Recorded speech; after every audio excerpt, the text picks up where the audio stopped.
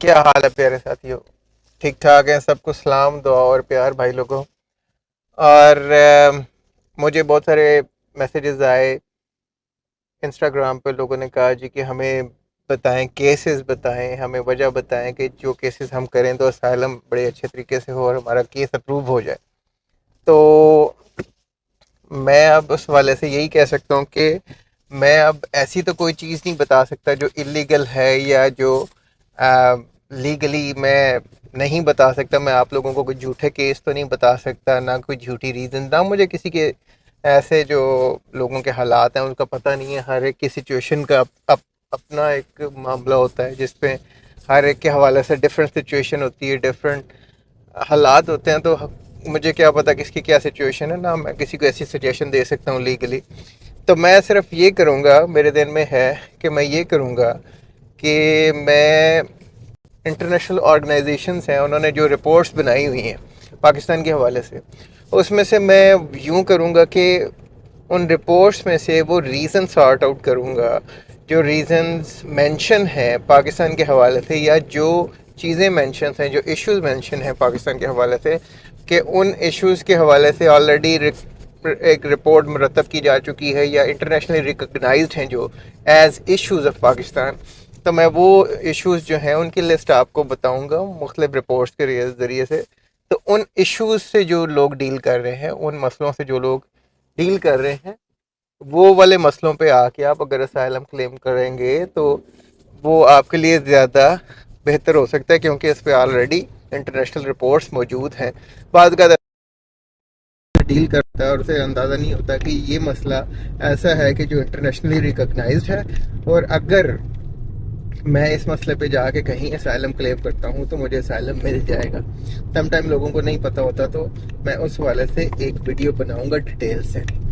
तो खैर वो बनाऊंगा मैं अब जब मुझे टाइम मिलता है तब। वो मुझे चूंकि रिपोर्ट्स देखनी पड़ेंगी, उनमें से चीज़ें निकालनी पड़ेंगी, तो उनमें से फिर मैं आपको मेंशन कर सकता हूँ। मैं राइट अवे नहीं मेंशन कर सकता। हाँ, आज मेरे ज़हन में कुछ है राइट अवे।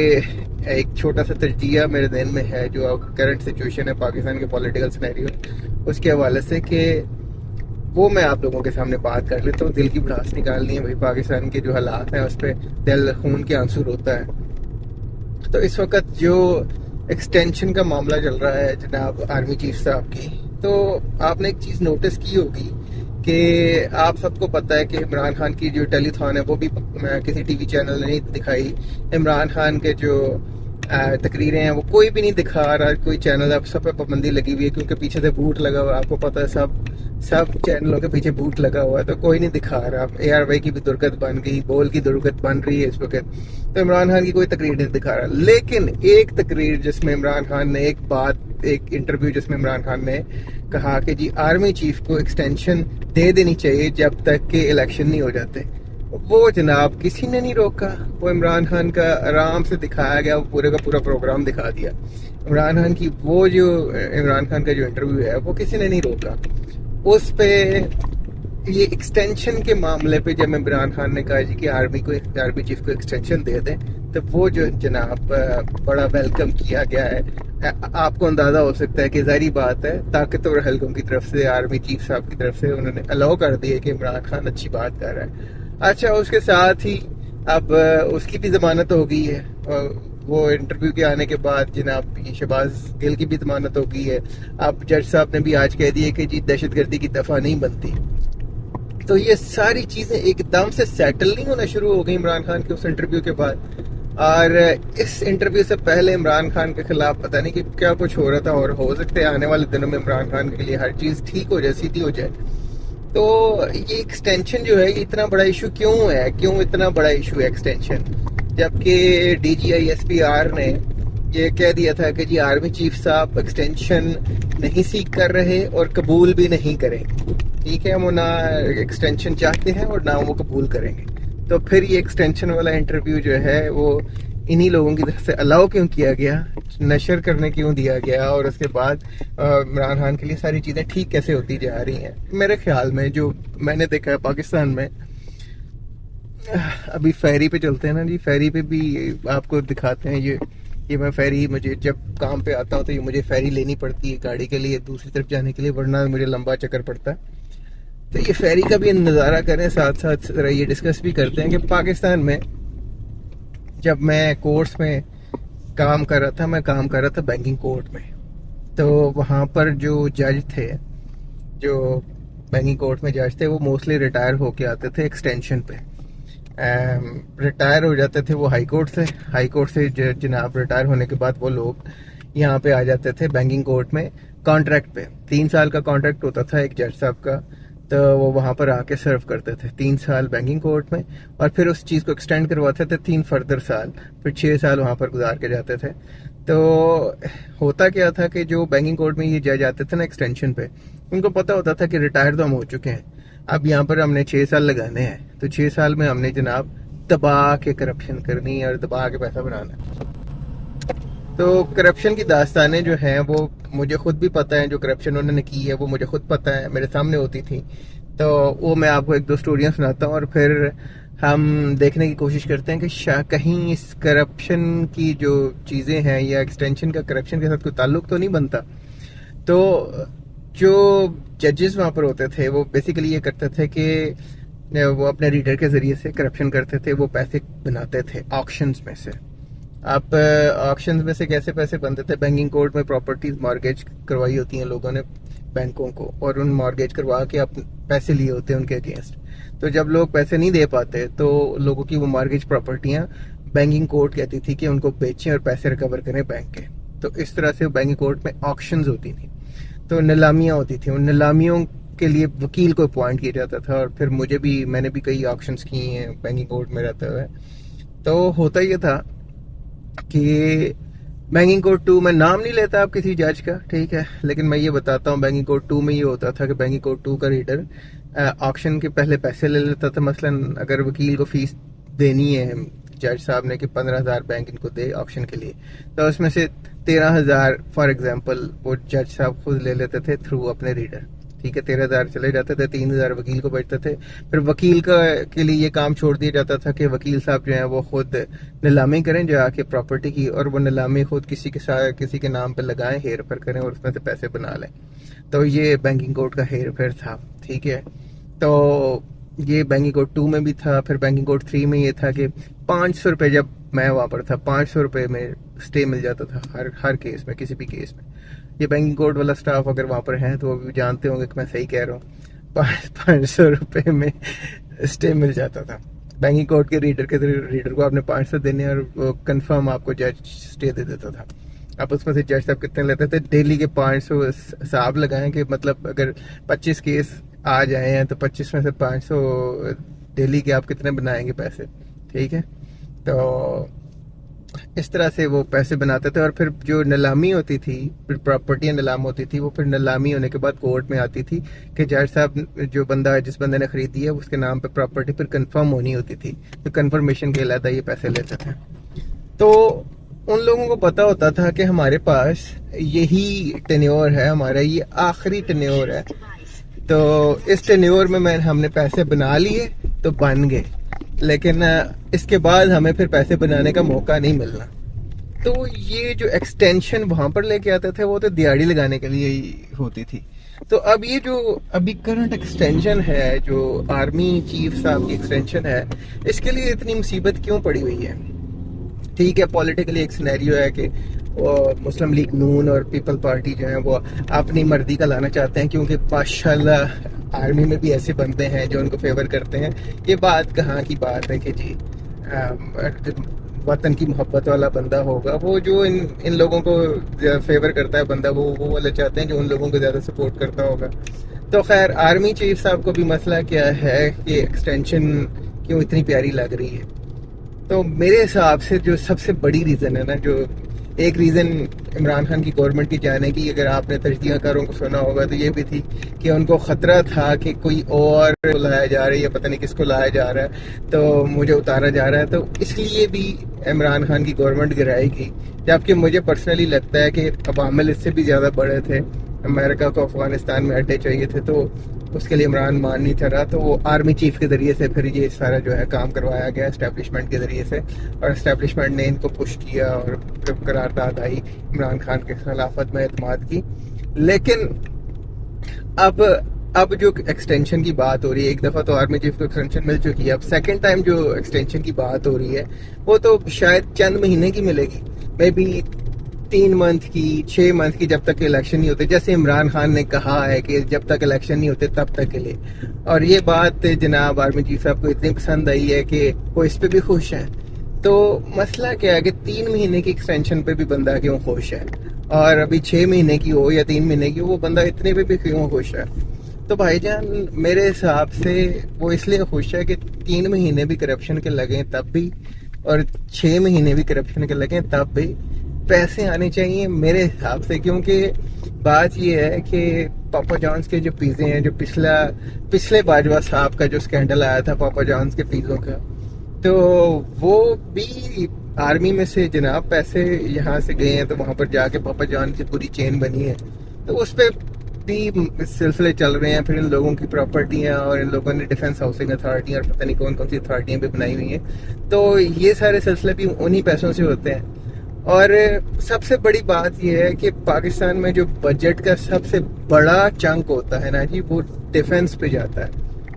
पाकिस्तान में जब भी बजट बनता है, जो अभी रिसेंट बजट बना है, उसमें से भी सबसे पहले वो सूद की पेमेंट होती है या इंटरेस्ट की पेमेंट होती है जो कर दे लिए में, उसके बाद सेकंड बिगेस्ट चंक जो है वो पाकिस्तानी बजट का वो डिफेंस पे जाता है। और डिफेंस और ये फिर एजेंसियां ये सारे पैसे लेके जाती हैं, डिफेंस के हवाले से आर्मी लेके जाती है ये सारे पैसे।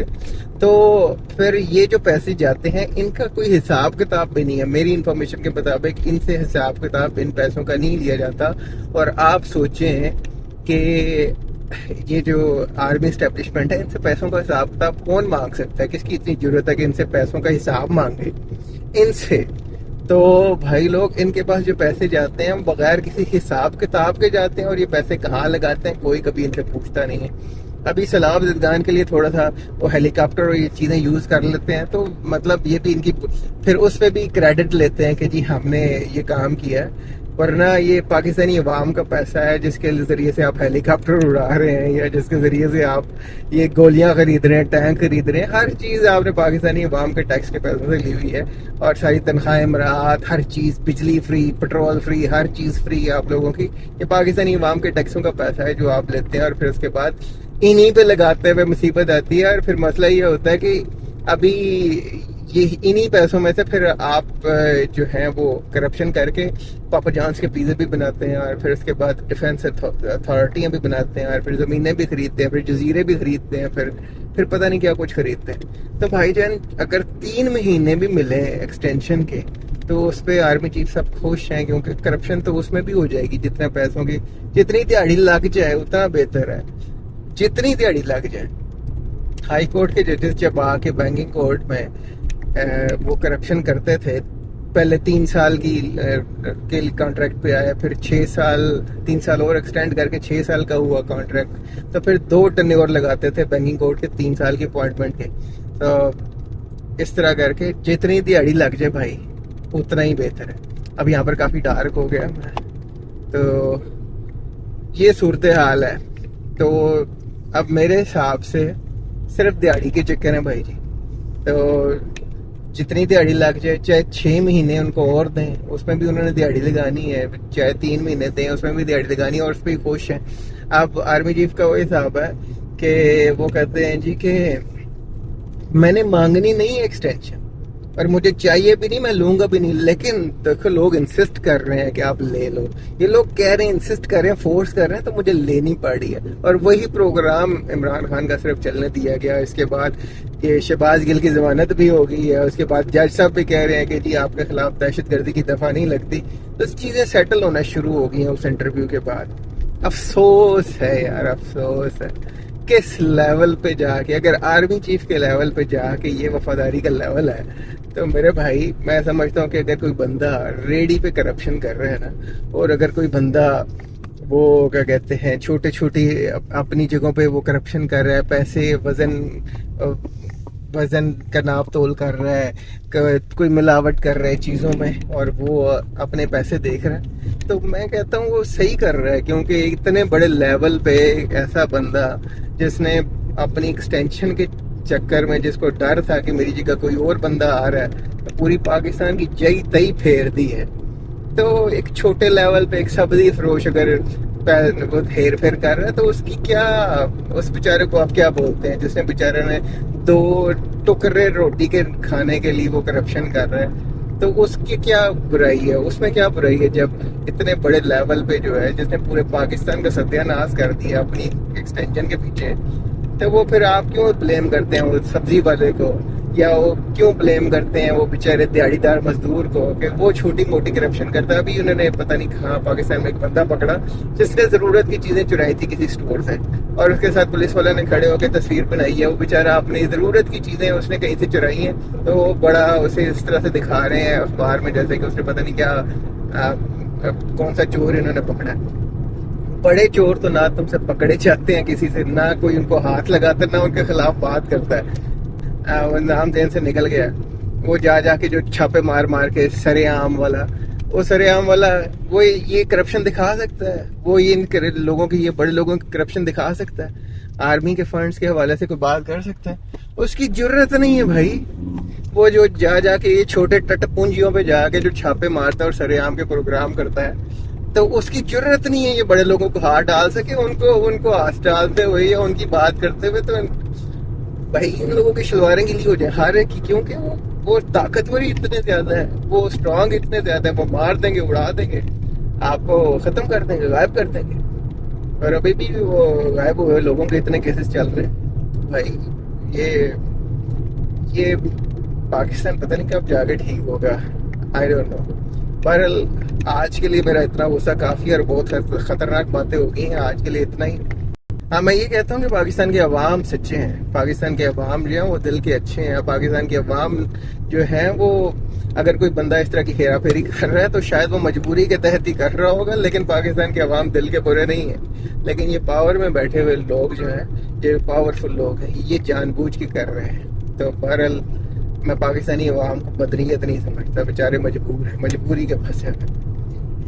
आज के लिए इतना ही भाई लोगों, फिर अगली किसी वीडियो में मिलते हैं। और मेरी कोशिश है कि अगली वीडियो में मैं असाइलम की रीजंस के हवाले से बताऊं, एक वीडियो बनाऊं, उसमें सारी रीजंस बताऊं कि भाई ये रीजंस हैं जो ऑलरेडी रिकॉर्डेड हैं इंटरनेशनल रिपोर्ट्स में। तो उसके हवाले से फिर जो बंदा उस किस्म की सिचुएशन का शिकार है वो अपना असाइलम का केस जो है वो डाल सकता है, उसके हवाले से अपना असाइलम का केस बना सकता है उससे उस किस्म की सिचुएशन में जो है।